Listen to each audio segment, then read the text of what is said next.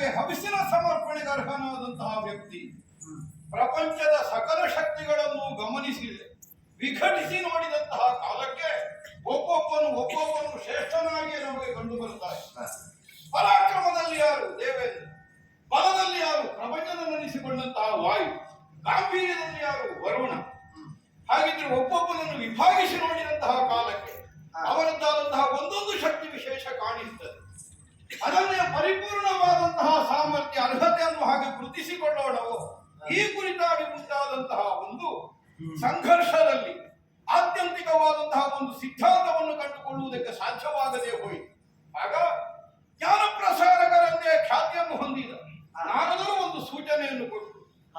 ಯಾರು ಸರ್ವಶ್ರೇಷ್ಠರಾದವರು ಅನ್ನುವುದನ್ನು ತಿಳಿದು ಬರಬೇಕು.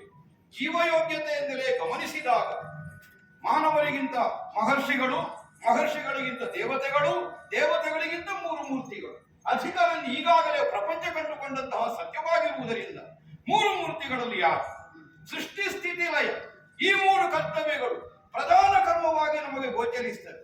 ಸೃಷ್ಟಿಯೇ ಪ್ರಧಾನವೋ, ಪಾಲನೆ ಪ್ರಧಾನವೋ, ಅಥವಾ ಲಯವೇ ಪ್ರಧಾನವೋ, ಇದು ಮೂರರಲ್ಲಿ ಈ ಮೂರು ಕರ್ತವ್ಯಗಳು ನಿರ್ವಹಿಸುವವರು ಯಾರು ಪಾರಮ್ಯವನ್ನು ಹೊಂದಿದವರು ಅನ್ನುವುದನ್ನು ಗುರುತಿಸಿಕೊಳ್ಳುವುದಕ್ಕೆ ಹೇಗೆ ಸಾಧ್ಯವಾಗುತ್ತದೆ?